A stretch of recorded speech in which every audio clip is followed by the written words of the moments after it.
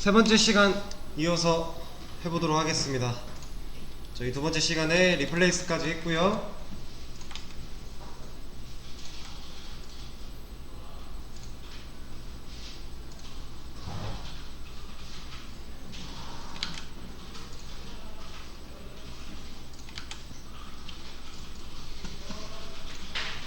다음 이제 문자열 다듬기 트림이라는 거부터 진행을 할 거예요.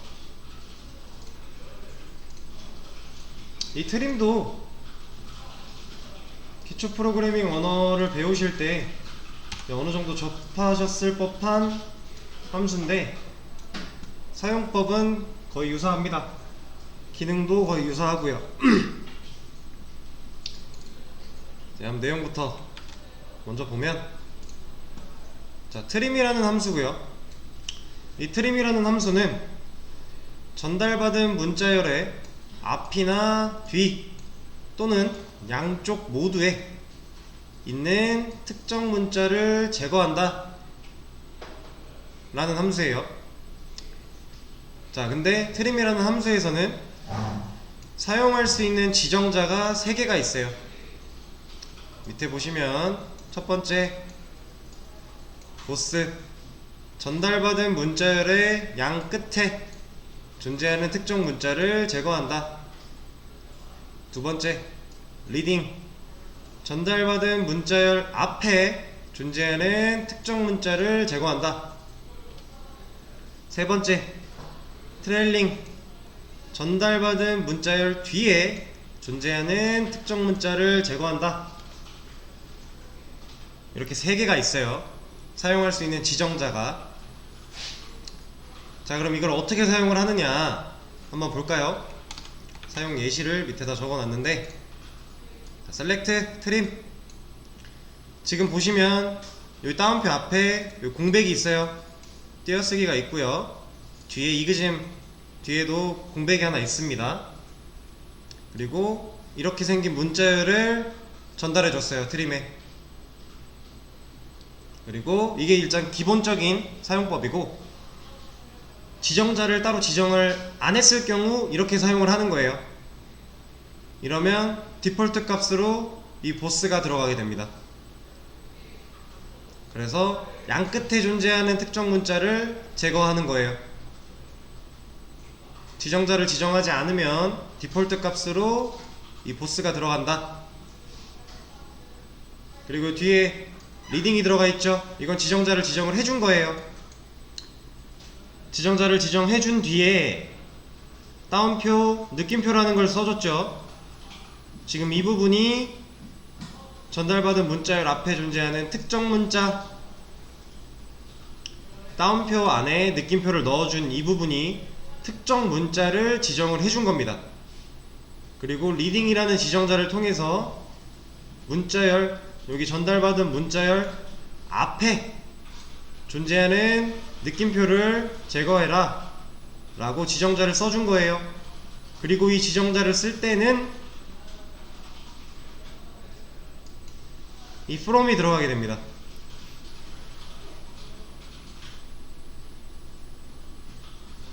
이거는 트레일링을 쓸 때도 똑같아요. 옆에 트레일링 쪽 보면 트림 함수 써줬고요. 트레일링이라는 지정자를 써줬어요. 그리고 따옴표 안에 특정 문자, 내가 지우고 싶은 특정 문자를 지정을 해줬고요. 그 다음 from이라는 걸 써준 뒤에 어디서 지울 건지 문자열을 전달해 주었습니다. 이런 식으로 사용을 할 수가 있고, 이거를 한번 또 SQL 로그에 가서 해볼게요.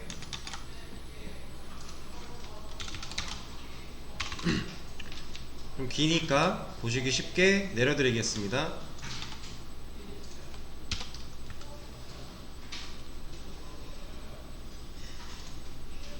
자, 어떤 결과들이 나올까요?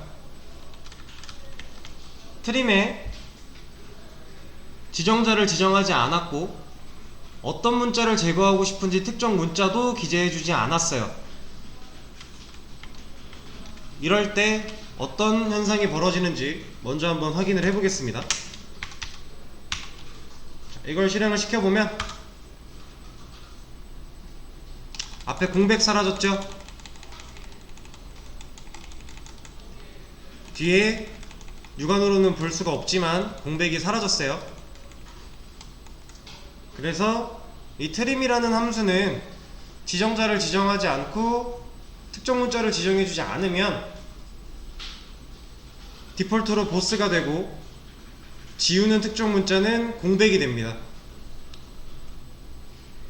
그래서 여러분들이 기초 프로그래밍 언어를 하실 때 이 트림이라는 걸 사용을 해보셨으면 아실 텐데, 트림은 공백 제거를 위한 함수로 쓰여요.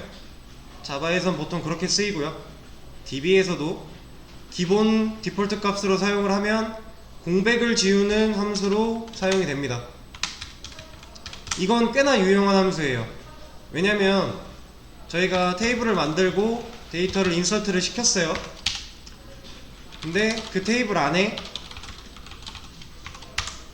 이렇게 데이터를 넣었는데, 저희가 실수로 이 컨텐츠라는 컬럼에 값을 쭉 넣었을 때 일부 몇 개의 데이터만 띄어쓰기를 앞에다 넣어줬다고 해봅시다. 그러면 이 데이터를 나중에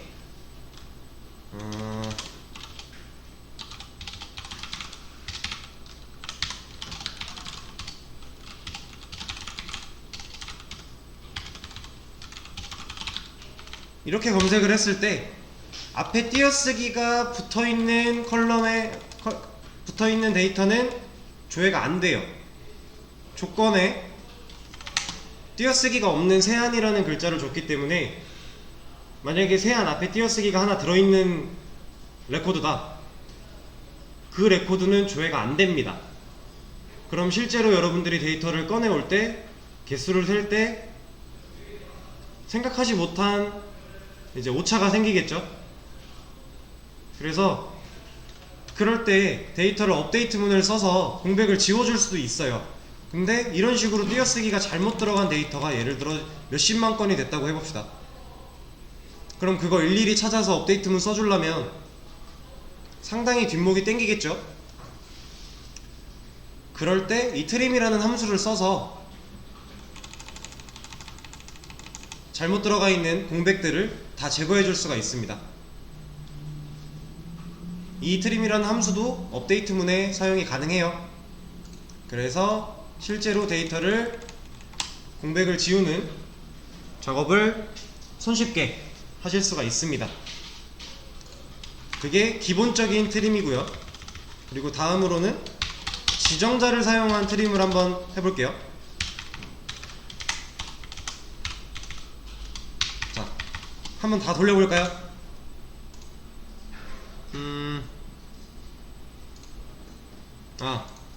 이게 하나 잘못 들어갔네요.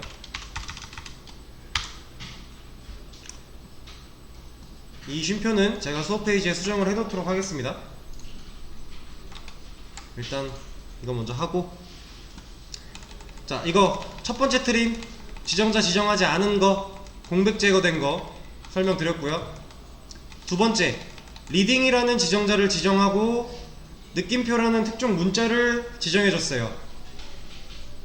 사용법은 from까지 써줘야 된다고 제가 말씀을 드렸고요. 여기에는 별도의 쉼표가 들어가지 않습니다. 이렇게 사용을 하면 일단 이걸 먼저 해석을 해볼까요? 리딩, 아까 전달받은 문자열의 앞에서부터 라고 했죠. 뒤에 특정 문자예요. 내가 지우고 싶은 특정 문자, 느낌표를 지우고 싶다. 근데 어디서? 이 특정 문자, 전달받은 이 문자열 안에서 느낌표를 지우고 싶다 라는 거예요. 근데 맨 앞에서예요. 제가 이걸 강조를 드린 이유는 결과값을 보시면 느낌표가 하나도 지워지지 않았죠. 왜냐면 지금 전달받은 이 문자열 안에는 맨 앞이 느낌표가 아니에요. 공백이죠. 그래서 이 느낌표를 제거하지 못하고 그대로 출력이 된 겁니다. 이거 같은 경우는 보면 이 값을 클릭하고 컨트롤 C를 하면 값이 복사가 돼요. 그리고 여기 쿼리 창에 와서 컨트롤 V를 해보면 그 값이 그대로 복사가 돼서 붙여넣기가 되거든요. 한번 해보시면 앞에 공백이 하나 있는 걸 확인할 수 있고요, 뒤에도 공백이 하나 있는 걸 확인할 수 있어요. 그러면 이것도 첫 번째 기본값으로 트림을 사용한 이것도 확인을 해보면 앞에 공백 없죠? 맨 뒤에도 공백 없어요. 지금 이건 줄바꿈 때문에 생긴 공백이고, 다시 한번 보여드릴게요. 복사해서 붙여넣기 하면 앞에 공백 없죠? 뒤에도 공백 없습니다. 지금 제가 오른쪽 키를 누르고 있는 거예요. 공백 없어요. 이렇게 공백 지우는 기본, 그리고 지정자를 지정했을 때 나온 이것, 그러면 여기 공백을 한번 지우고 돌려볼까요?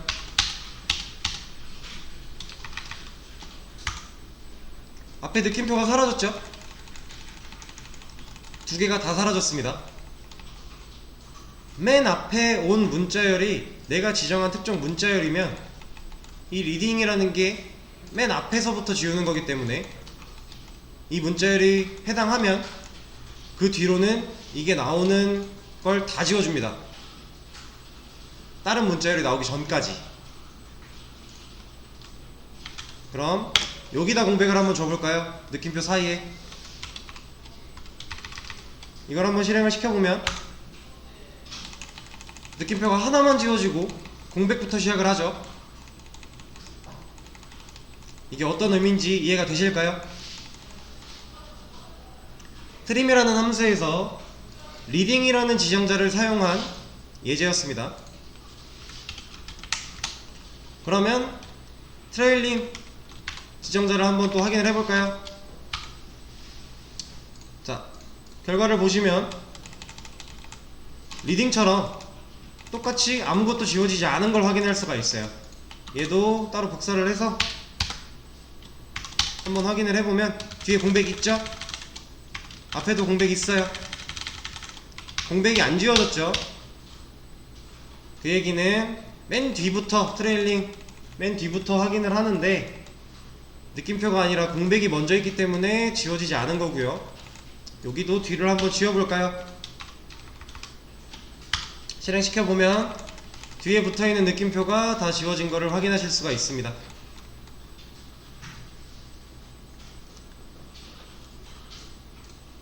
트림이라는 함수는 이렇게 내가 원하는 글자를 제거할 수 있는 기능을 갖고 있는 함수인데, 조건이 맨 앞에, 맨 뒤에 혹은 양쪽에. 그러면 이걸 한번 해볼까요? 보스를 한번 따로 지정을 해줘 봅시다. 디폴트 값이긴 하지만 지정을 한번 해줬다고 치고 여기다가 느낌표를 한번 넣어볼까요?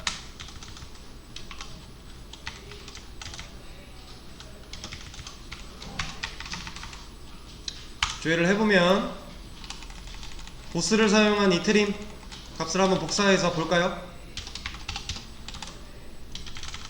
뒤에 공백 그대로 있고요, 앞에 공백 그대로 있어요.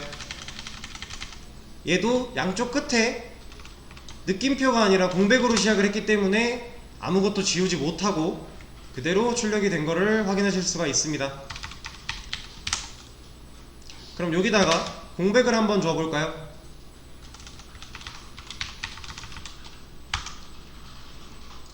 그러면 값이 뒤에 공백 없고요, 앞에 공백 없어요. 이 형태가 이 형태랑 같은 겁니다. 이 두 줄은 같은 의미의 구문이에요. 지정자를 지정하지 않았을 때 이 형태로 인식이 돼서 작동을 한다 라고 보시면 되겠습니다.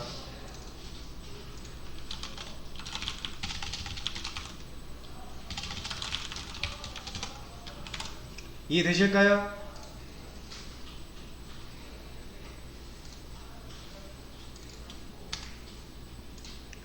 혹시라도 이해 안 되시는 분들은 손 들고 더 설명을 해달라고 말씀해 주세요. 그럼 보통 디폴트로 프레임을 한번 쓰고서 돌리나요? 없애고. 그건 상황에 따라 다르기는 한데 보통 지정자를 지정하는 경우가 많지가 않아요. 보통 트림은 그냥 공백을 지우기 위해서 쓰는 경우가 많고, 이제 지정자를 실제로 사용하는 경우는 뭐 있으면 있겠지만 그렇게 다양한 경우에는 없습니다. 거의 기본 디폴트 값으로 쓴다고 보시면 되고요. 그리고 지금 질문 주신 내용이 내용을 들으니까 또 생각이 하나 난 게 있는데 이런 경험이 있으실 수도 있겠네요. 한번 예시를 들어드리면, 메모장에 뭐 이런 식으로 아무 데이터가 막 들어있다고 해봅시다. 그럼 여러분들 이거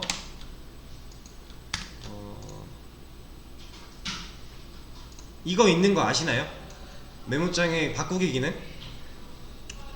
여기서 A를 놓고 B라고 바꾼다고 치면은 A가 다 B로 바뀌는 이런 기능이 있어요. 네, 이런 식으로 이제 트림이라는 게 공백을 지울 때 사용을 한다고 했잖아요. 근데 지정자를 지정해서 사용을 할 때 트림을 쓰지 않는 이유가 뭐냐면, 보통 이것보다 리플레이스가 편해요. 네. 그래서 지정자를 주는 경우에는 보통 트림을 쓰지 않고 그냥 공백 제거에 트림이 사용된다. 이게 거의 주 기능이에요. 그리고 아까 질문 주신 내용처럼 이 지정자를 사용하는 경우가 생긴다면, 그때는 뭐 진짜 특수한 케이스가 아니면 보통 리플레이스가 더 많이 사용이 된다 라고 생각을 해주시면 좋겠습니다. 왜냐면 지금 이 리딩이라는 친구와 트레일링이라는 이 지정자 두 개의 친구는 조건이 까다로워요. 맨 앞에 무조건 이 특정 문자가 와야 되고 그 뒤에 특정 문자를 다 지워요. 원하는 만큼 지우는 것도 아니죠. 이런 까다로운 조건들이 있어서 실제로 데이터를 가공할 때는 잘 사용을 하지 않는 겁니다. 네, 이 트림은 저희 투두 테이블에 있는 데이터를 가지고 예시를 보여드릴 게 공백이 없어서 따로 예시는 보여드리지 않고 다음으로 넘어가도록 하겠습니다. 다음, 숫자로 이루어진 문자열의 형식화라고 적어놨는데 한번 볼까요? 포맷이에요. 이 포맷이라는 함수는 숫자 타입의 데이터를 세 자리마다 쉼표를 사용하는 형식으로 변환을 해줍니다. 저희가 세 자리마다 쉼표를 사용하는 형식이라고 한다면 보통 돈이겠죠.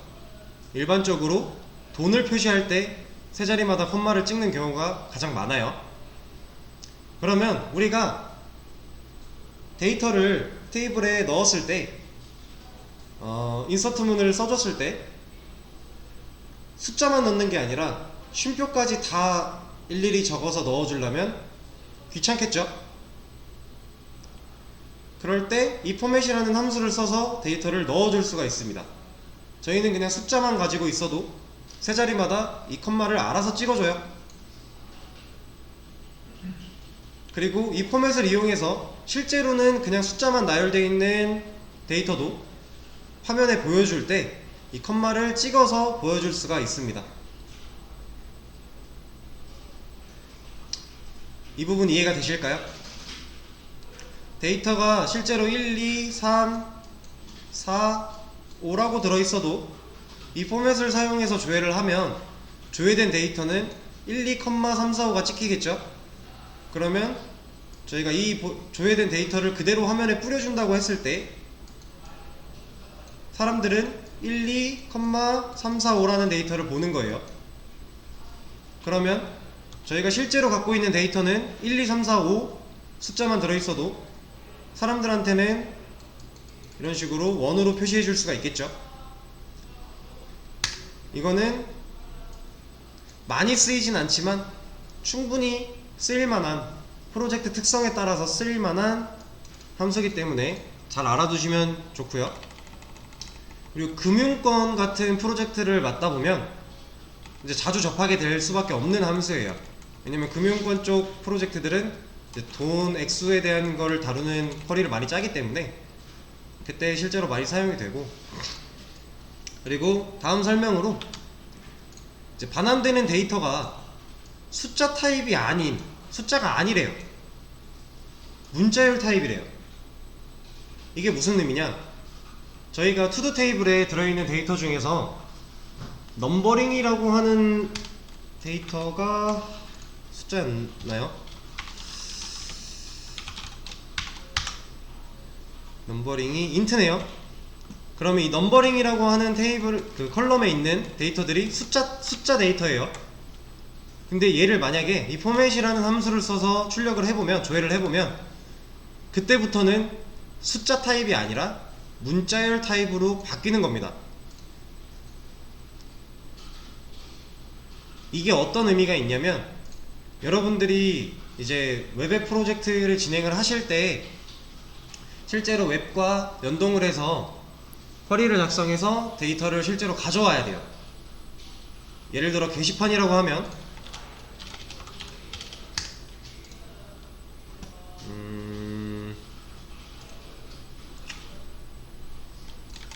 어떤 적절한 예시가 있을까요? 이런 식으로 이게 하나의 게시물이잖아요. 이런 것들이 다 DB에 들어있다고 제가 첫 시간에 개념 설명하면서 말씀을 드린 적이 있어요. 이런 거 하나하나가 다 DB에 들어있는 내용인데, 예를 들어 여러분이 웹앱 프로젝트를 하면서 이 데이터들을 화면에 보여주기 위해서 불러와요. 불러오는데 여기에 뭐 3주일 전, 이건 아닌데, 이건 좋은 예시가 아닌 것 같고요. 이걸로 한번 볼까요? 여기 앞에 있는 1, 이게 만약에 실제 데이터가 숫자 타입으로 들어있었다고 해봅시다. 근데 여러분들이 이 데이터를 셀렉트를 해서 가져왔어요. 그러면 자바나 파이썬에서 이 데이터를 다룰 때 이 데이터를 넣어줄 변수 타입을 DB에 들어있는 데이터 타입과 매칭을 해줘야 돼요. 숫자 데이터를 가져왔는데 스트링에 담으려고 하면 오류가 나요. 이거는 이제 뭐 배우셨을 수도 있고 나중에 배우시게 될 수도 있겠지만, DB에서 데이터를 가져왔을 때 실제 데이터가 갖고 있는 데이터 타입과 다른 데이터 타입의 변수에다가 그 데이터를 담아버리면 오류가 납니다. 그래서 데이터 타입이 중요해요. 이 포맷이라는 함수를 사용을 했을 때 데이터 타입이 숫자가 아니라 문자열로 바뀐다 그랬죠. 그러면 실제 데이터 타입이 int였던 데이터를 가져와서 포맷 함수로 조회를 했어요. 그리고 그 조회한 거를 자바나 파이썬에서 변수에 담아서 사용을 한다고 할 때 여러분들은 int 타입이 아니라 스트링 타입에다가 넣어서 작업을 해주셔야 된다는 얘기예요. 그렇지 않으면 에러가 난다는 얘기고, 실제로 DB랑 연동을 해서 웹앱 개발을 진행을 하시다 보면은 이 데이터 타입 때문에 에러가 나는 경우가 종종 있으실 거예요. 왜냐면은 이제 변수를, 보통 스트링을 가장 많이 쓰잖아요. 그래서 int나 뭐 다른 데이터 타입보다는 스트링을 되게 많이 쓰는데, 일반적으로 실제 데이터가 숫자로 들어있는 거를 스트링에다 넣으려고 하니까 에러가 나요. 근데 오류 내용을 보고 그걸 아셔야 돼요. 그래서 내가 데이터 타입이 매칭이 안 돼서 이 오류가 난 거구나. 그러면 내가 가져온 데이터 중에 스트링이 아니거나 int가 아닌 애들이 있겠구나 라는 식으로 유추를 하고, 그럴 때는 DB를 손대는 게 아니라 여러분들의 변수를 손대 주셔야 됩니다. 일단 기본적으로 실제로 실무를 하실 때에도 이 DB가 설계가 되고 구축이 되고 난 이후에 개발자들은 이 DB를 직접적으로 수정하고 변경시킬 일이 그렇게 많지가 않아요. 실제로 운영 DB가 만들어졌다고 했을 때 이 DB는 웬만하면 직접적으로 건드리지 않습니다. 그 DB를 가지고 이제 화면에 보여주기 위한 가공을 쿼리문을 이용해서 하는 거고, 그걸 화면에 보여주기만 해요. 근데 실제로 건드려야 될 경우는 이제 데이터에 문제가 있다거나, 아니면 실제로 들어가 있어야 될 데이터가 값이 바뀌었거나, 이럴 때만 데이터를 손대는 거라고 생각을 하시면 됩니다. 그래서 이 데이터 타입, 문자열 타입으로 변경된다라고 하는 게 되게 별거 아닌 것 같지만 중요한 문제라는 걸 한번 짚어드린 거고요. 이해되실까요? 자, 그럼 다음 설명으로 넘어가면 두 번째 인수로 반올림할 소수 부분의 자릿수까지 지정이 가능하다 라고 써있네요. 이건 뭘 뜻하냐면 숫자가 그냥 양수만 있으면 좋은데 소수점이 있을 수가 있어요. 지금 예시로 들어놓은 이런 숫자처럼 소수점이 있을 수 있습니다. 그러면 이 소수점 뒤에는 세 자리마다 쉼표를 찍지 않아요. 소수점 뒤에는 컴마가 찍히면 당연히 안 되겠죠. 실제로 세상에 그런 수는 존재하지 않으니까요. 그래서 앞에만 컴마를 찍을 수 있는데, 그럼 소수점 뒤에 오는 애들은 인수를 줘서 반올림을 할 수 있다, 반올림 처리까지 한 번에 가능하다 라고 보시면 됩니다. 밑에 나오는 올림, 내림, 반올림이라고 하는 함수가 또 있어요. 근데 숫자를 찍으면서 한 번에 반올림까지 된다 라고 이해를 하시면 되겠습니다. 이것도 한번 같이 해볼게요. SQL 6으로 가서 지금 예시로 넣어놓은 이 데이터, 지금까지 전달받은 문자열이라고 하는 함수들에서 사용된 이런 친구들과는 다르죠. 따옴표가 없어요. 얘는 숫자를 넣어줘야 되기 때문에 따옴표가 없는 거예요. 이 포맷 함수는 전달받아야 될 인자값이 숫자 타입의 데이터예요. 그래서 예시로 1, 2, 3, 4, 5, 6, 7, 8, 9점 1, 2, 3, 4, 5, 6을 넣었어요. 일단은 인수를 없이 한번 돌려보겠습니다.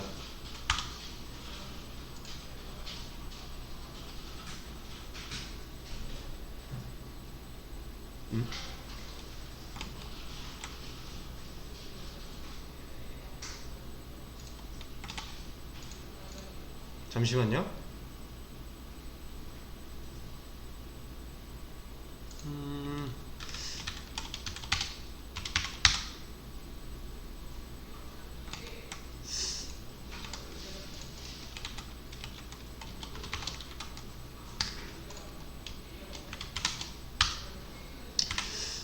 이 두 번째 인수를 무조건 줘야 되나봐요.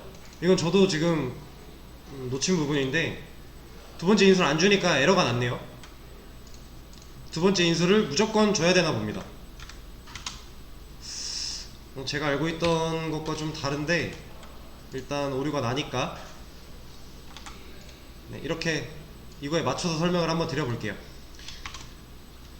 이걸 실행을 시키면 일단 앞에, 소수점 앞에 오는 부분에 세 자리마다 컴마가 찍혔어요. 그리고 두 번째 인수로 준 이 5, 소수점 반올림하는 자릿수를 지정해준다 했었죠.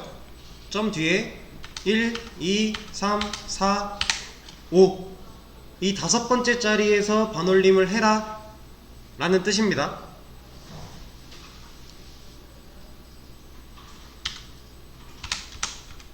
그래서 이렇게 들어가고,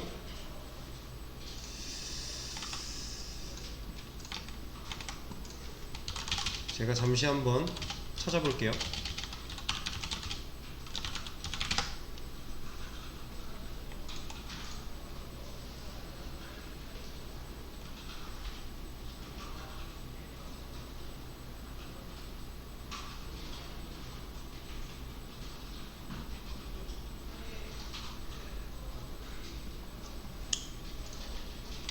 지금 보니까 MySQL에서는 이 두 번째 인수를 무조건 넣어줘야 되는 걸로 나오고요. 소수점이 없거나 반올림을 안 하겠다 하면 0이라고 넣어주는 것 같아요. 이러면 그냥 소수점을 잘라버리는 게 되겠죠.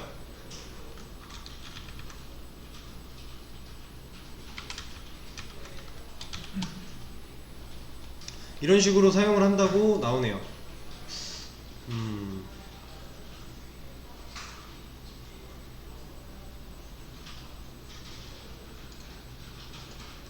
네, 이렇게 알아주시면 되겠습니다.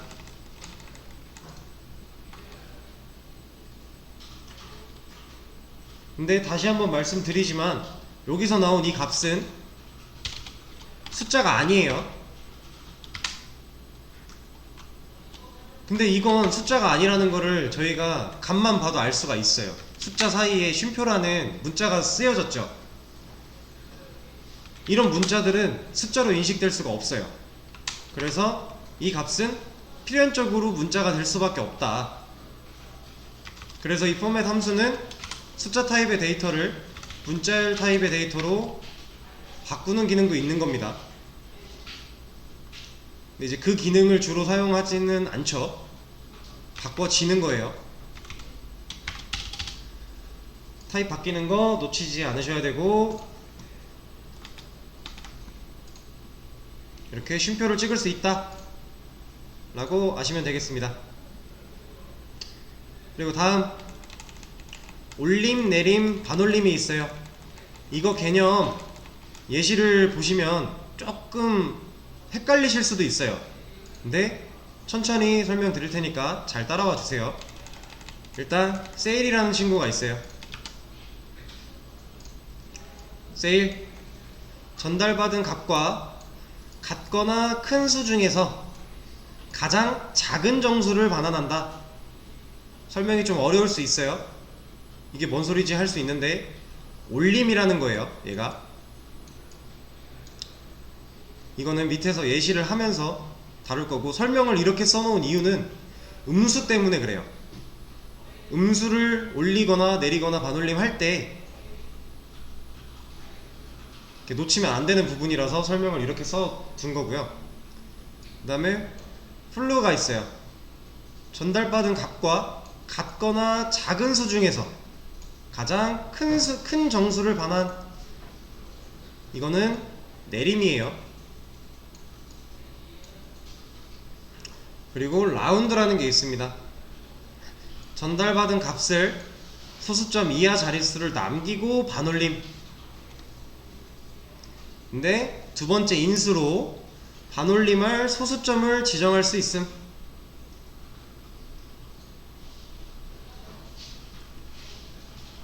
그리고 이건 자릿수를 생략을 하면 소수점이 5 이상일 때 반올림, 자릿수를 0으로 지정하면 소수점에서 반올림, 자릿수를 양수로 지정하면 해당하는 자릿수에서 반올림. 개념은 이래요. 이거는 실제로 해보면서 이해를 해보도록 할게요. SQL 6으로 와서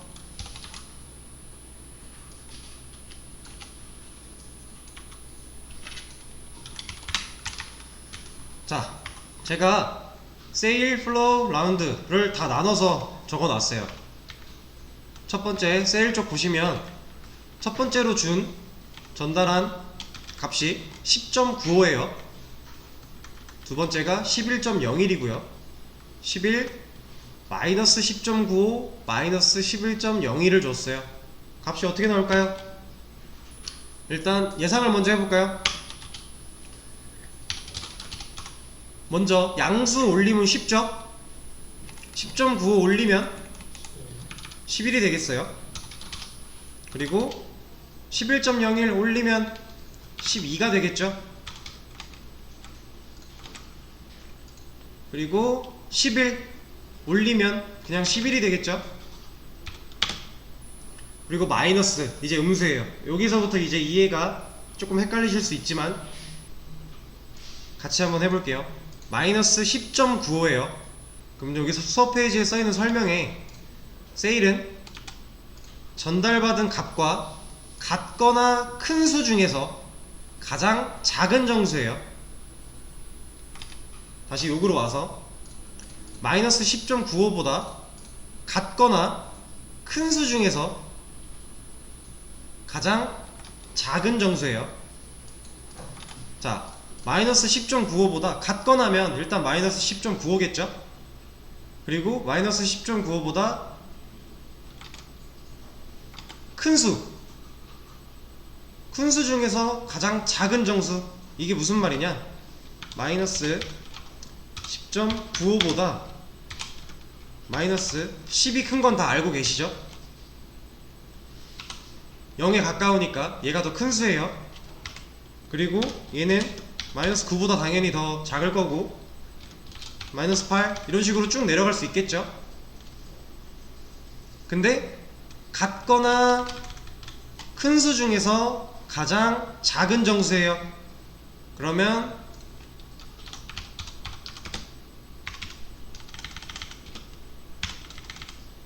같거나 큰 수 중에서 가장 작은 정수 마이너스 10입니다. 그러면 마이너스 10.95를 올림을 하면 마이너스 10이 나오는 거예요. 이 부분 이해되셨을까요? 자, 그러면 마이너스 11.01 얘는 어떻게 될까요?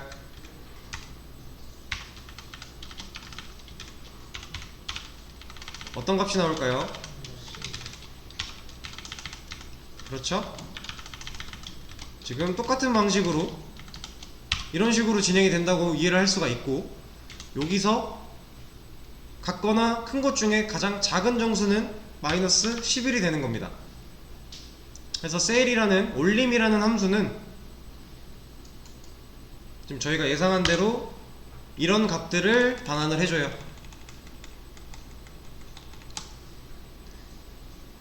이 세일과 플로어랑 라운드도 이제 생각보다 꽤나 종종 쓰이는 친구들이라서 이 개념을 좀 잘 알아두셔야 되고요.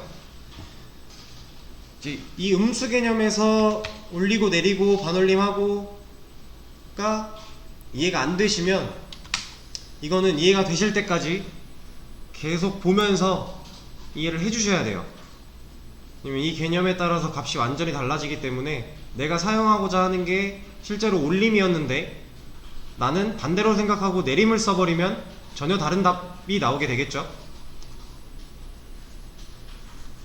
그런 일이 없어야 되기 때문에 이 개념을 잘 이해를 해주셔야 되고요. 자, 다음 내림이에요. 올림 이해되셨을까요? 네, 다음은 내림이에요. 내림은 반대겠죠? 첫 번째 10.95 내리면 10 나올 거고요. 11.01 내리면 11 나올 거예요. 그대로 11은 적지 않았고요. 마이너스 10.95를 내리면 어떻게 될까요? 이것도 수업 페이지 내용을 보면 전달받은 값과 같거나 작은 수 중에서 가장 큰 정수예요. 그러면 이 개념을 한번 또 써볼까요? 10.95 같거나 여기는 반대로 작은 정수예요. 이런 식으로 갈 수가 있겠죠. 이거 이해되실까요? 그렇기 때문에 같거나 작은 정수 중에서 가장 큰 수를 반환한다. 그러면 얘가 되겠죠. 마이너스 11이 나올 거예요. 그리고 마이너스 11.01 얘는 이걸 적지 않아도 우리는 이제 마이너스 12가 나올 거라는 걸 알고 있죠. 그래서 이거를 돌려보면 저희가 예상한 대로 이런 값들이 나오는 거를 확인할 수가 있습니다. 자, 올림 내림 잘 이해를 해주셔야 돼요. 자, 다음으로 라운드예요. 라운드는 반올림이죠. 뭐가 나올까요? 10.49 수업 페이지에 보면 두 번째 인수로 반올림할 소수점을 지정할 수 있음, 두 번째 인자로 줄 수 있다는 얘기예요. 근데 자릿수를 생략을 하면 소수점이 5 이상일 때 반올림을 한다고 되어 있어요. 그리고 자릿수를 0으로 지정하면 소수점에서 반올림을 한다고 되어 있고요. 자릿수를 양수로 지정하면 해당하는 자릿수에서 반올림을 한다고 되어 있죠. 한번 볼까요? 첫 번째, 두 번째 인수를 따로 지정하지 않았어요. 이건 값이 어떻게 나올까요? 10.49 소수점에서 반올림을 했다 라고 하면 10이 나오게 되겠죠?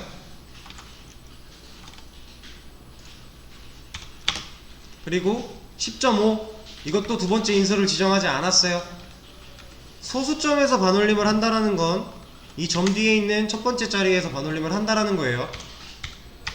그러면 이건 11이 나오는 걸 알 수가 있죠. 그 다음에 자릿수를 지정을 해줬어요. 두 번째 인수를 2라고 줘서 두 번째 자리에서 반올림을 해라 라고 지정을 했어요. 그러면 10.4가 되겠죠. 네.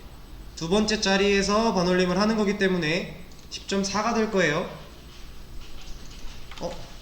36이 되네요. 두 번째 자리에서 해당하는 자릿수에서 그러네요. 10.36이네요 10.36이 될 거고, 그리고 여기 0으로 지정을 했을 때에는 똑같이 소수점에서 반올림을 한다고 되었어요. 그럼 얘는 11이 되겠죠. 마이너스 10.5 소수점에서 반올림을 하면 어떻게 될까요?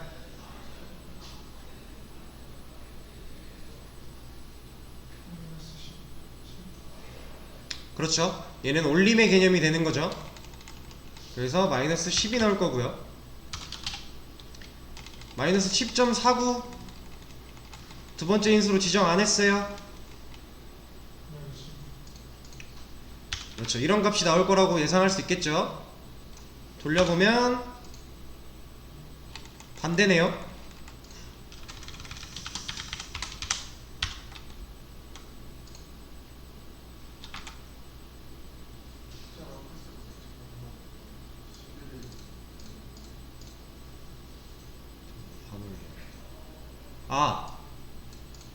그렇죠. 그렇죠. 반대죠. 예. 음수에서는 반올림을 했을 때 5보다 크면 내림의 효과를 보죠. 그쵸? 저도 지금 순간 잘못 생각을 했네요. 음수에서는 반올림은 원래 반올림이라는 건 5보다 클 때 올리고 5보다 작을 때 내린다라는 개념인데, 음수에서는 반올림이 5보다 크면 내리게 되는 거고 5보다 작으면 올리게 되는 개념이 되는 거죠. 그래서 이런 식으로 값이 출력이 되는 거를 확인할 수가 있습니다. 지금 저도 여러분들한테 설명을 드리면서도 이렇게 헷갈려요. 이게 음수가 생각보다 많이 헷갈릴 수 있어요. 그래서 내가 실제로 음수의 데이터를 반올림을 하거나 올림 내림을 할 때 이 헷갈리지 않도록 개념을 확실하게 이해를 하고 실제로 사용할 때도 조심해서 잘 선택을 해서 사용을 해주셔야 돼요. 지금 저도 여러분들한테 설명을 들으면서 이렇게 헤매고 있었죠.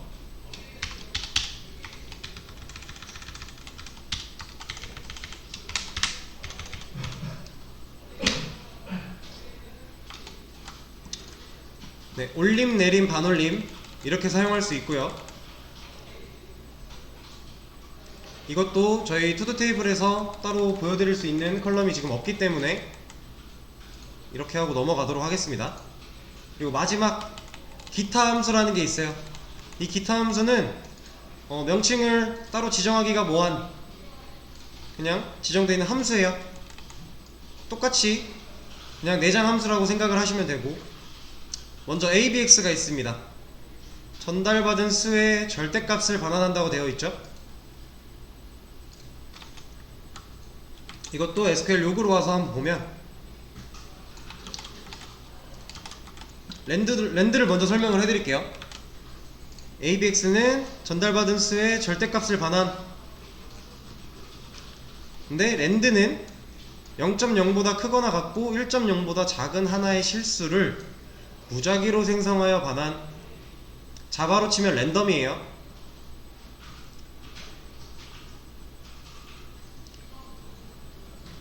이 두 가지 함수가 있고 실제로 사용하는 거를 보여드리겠습니다.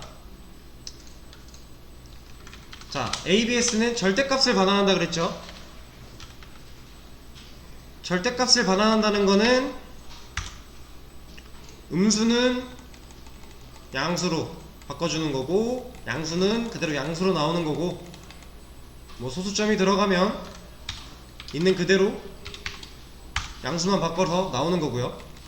이 절대값이라는 개념은 아시겠죠? 네. 그냥 간단해요. 그냥 절대값을 보여주는 거예요.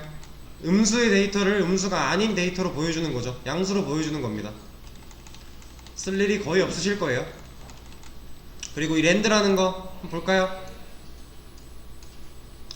0.0보다 크고 1.0보다 작은 무작위의 실수가 하나 나온다 그랬어요. 이렇게 나오죠.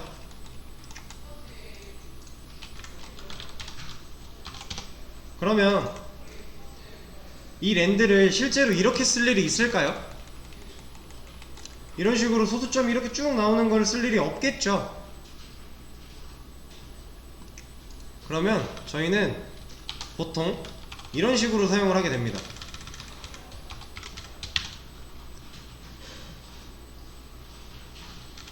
일반적인 사용법이에요. 랜덤 수를 이렇게 사용을 하면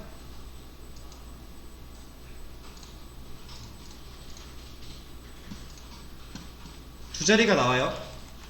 여기서 제가 보여드리고 싶은 게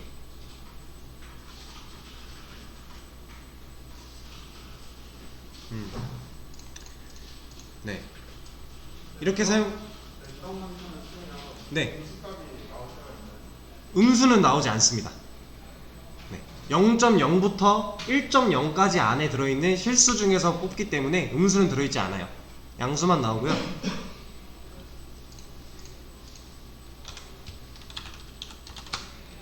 이런 식으로 저희는 사용을 할 수가 있어요.